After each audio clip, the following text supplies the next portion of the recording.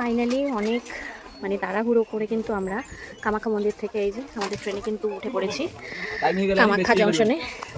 মানে খুব তাড়াতাড়ি করে এসেছি, মুখের অবস্থা দেখে বুঝতে পারছো কী অবস্থা হয়ে গেছে।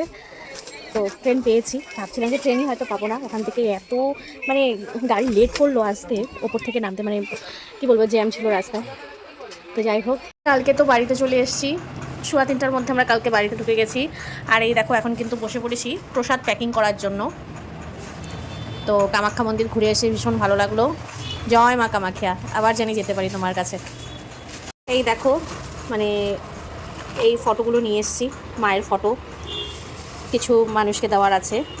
তো যেহেতু এক জায়গায় গেছি তীর্থস্থানে, সবার জন্য বলেই আমি প্রত্যেক বছর কিছু না কিছু ছোটো মোটো কিছু নিয়ে আসি। তারপরে এই যে ওখানে কামাখ্যার সিঁদুর, এটা ঠাকুরের পায়ে ছোঁয়ানো, এই সিঁদুরও নিয়ে এসেছি দেওয়ার জন্য। আর এখানে সব প্রসাদ আছে, এখানে কিছু ইভেলাইয়ের ওই ব্রেসলেটগুলো আছে, সেগুলোও কিন্তু কেনা হয়েছে।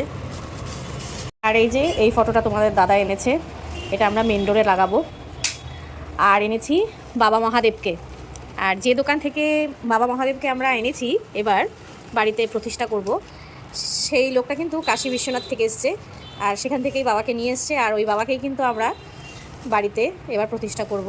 কালকে তো তোমাদেরকে ফটো দেখিয়েছিলাম, আর যেদিন প্রতিষ্ঠা হবে সেটাও দেখাবো তোমাদেরকে।